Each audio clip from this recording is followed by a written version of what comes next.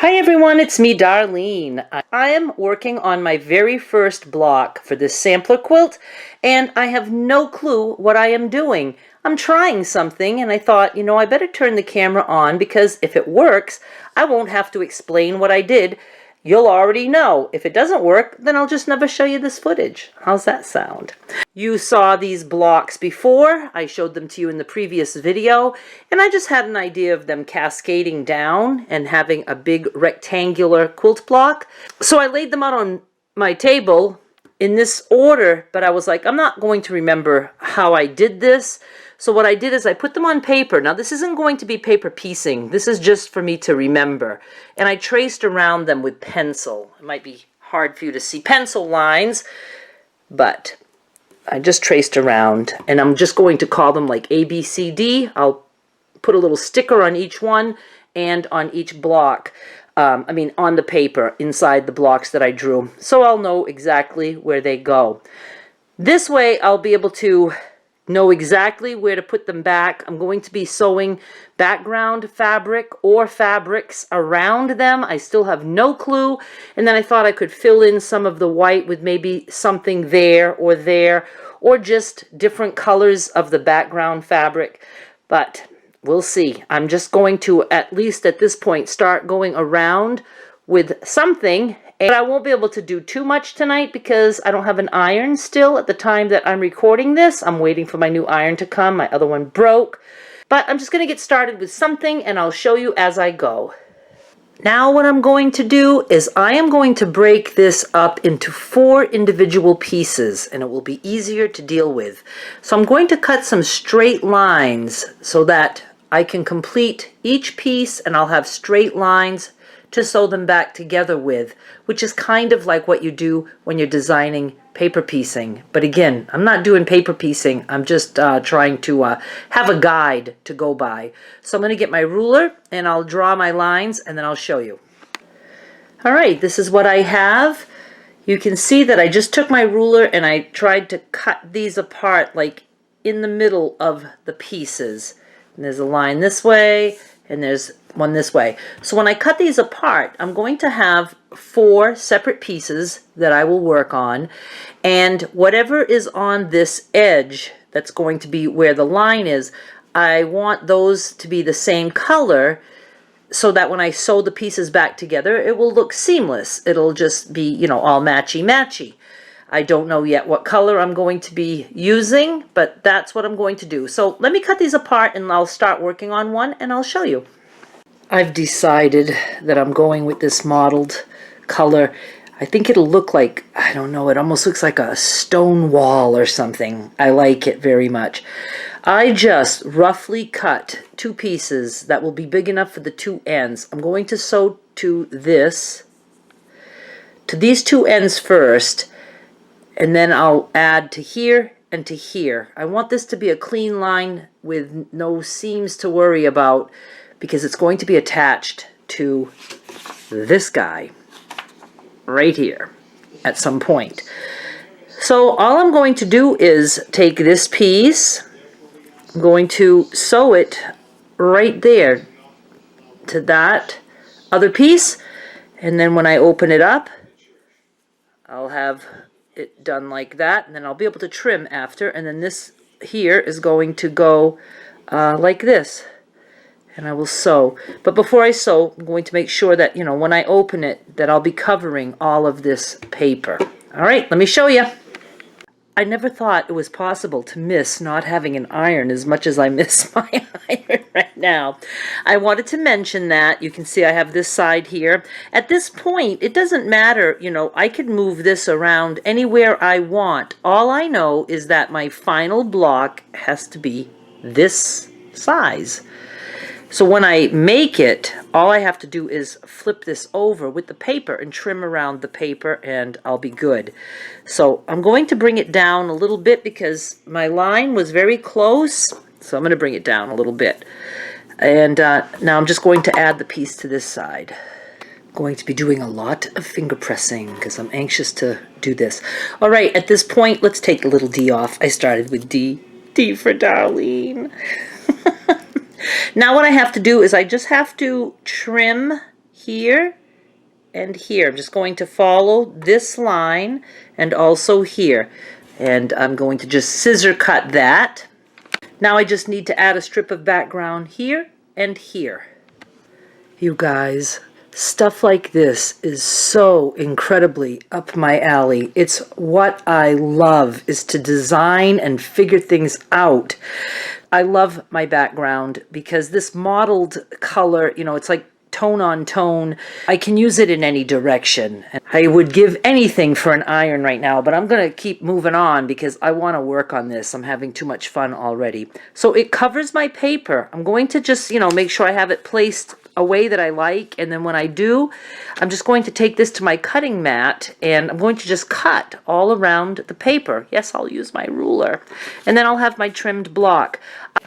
And this is my first piece of this block, trimmed, not pressed. I am going to make the other 3 and then I will show you. And I did want to say that I put the D back on because there's no way I want to be making a puzzle. Okay, a couple of things I learned. On my pattern pieces, I wrote AB, AB on the line that's going to connect A to B.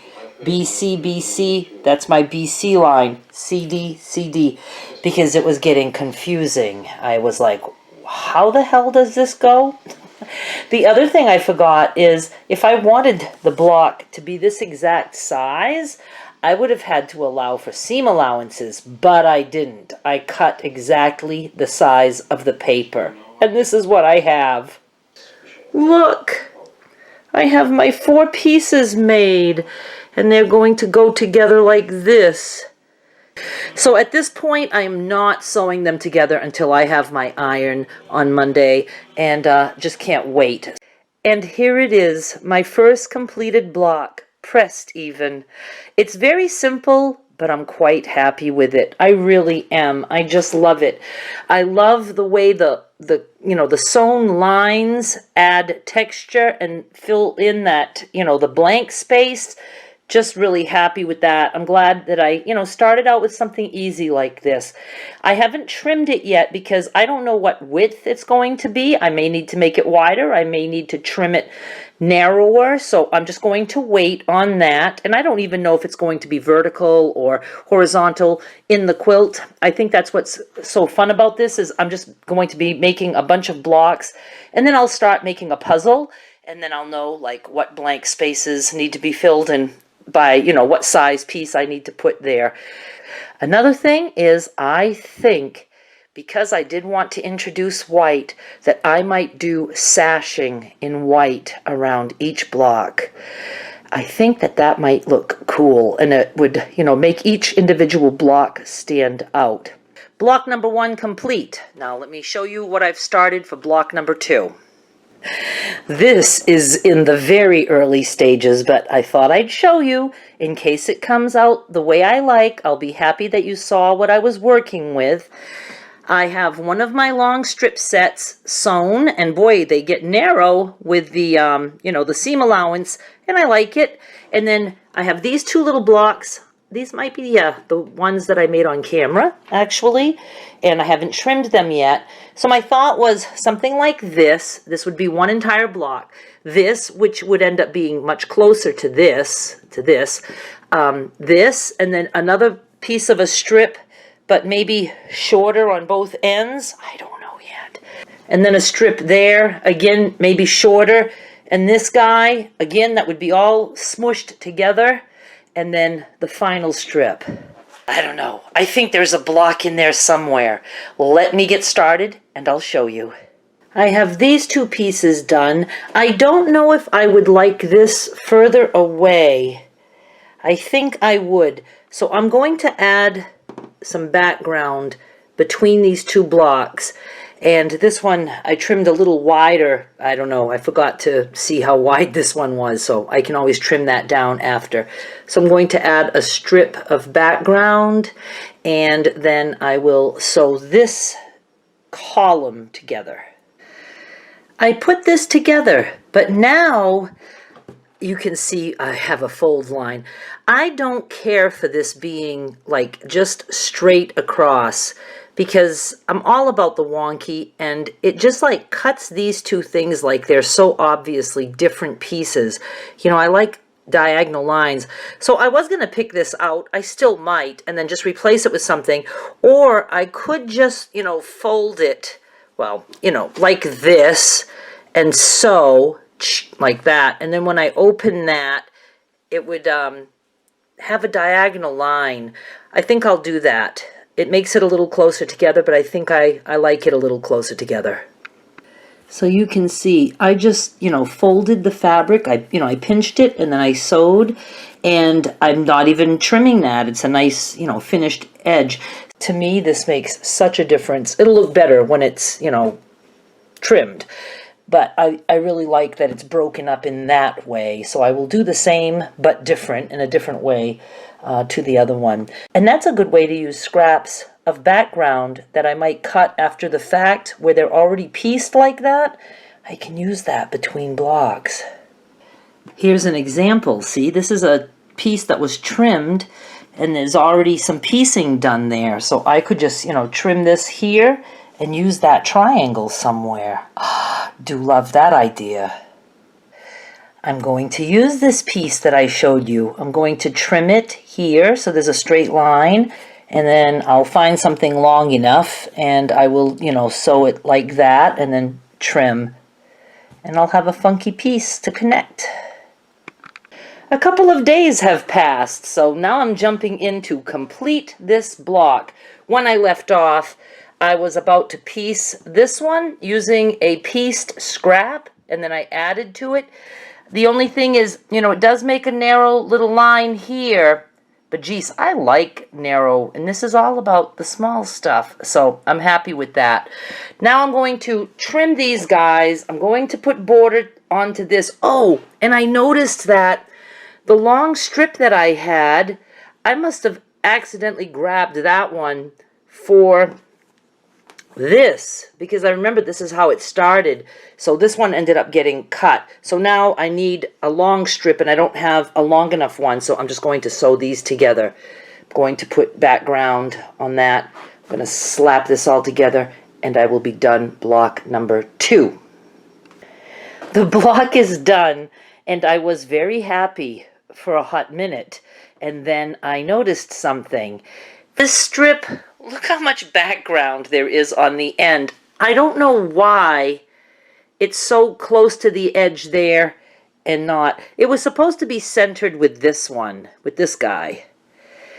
And I found my centers, but somehow I managed to screw that up, and I didn't notice until I got the camera. And I fixed it. It was an easy fix. I just picked that whole strip out, cut some off one end that had too much of the background, and put it on the other end. I had to add another little piece because of the additional seam allowance, and I slapped it back together. And now it's exactly what I was aiming for, which was just a block to show off some of the strip sets. And then I thought I would just put those two little wonky blocks in there because I had made them, so I used them. So let's look at it up close a little bit. Oh, I just love it so much. The only thing I wish I would have done is, you know, see how these pieces, I made sure that, you know, there was piecing happening. I never thought about these strips on the sides. I would have put some diagonal, you know, cuts in there. I really would have liked that. And I did think of it after I sewed them on. I was like, I could take them off, but no, I was like, I'm good with it.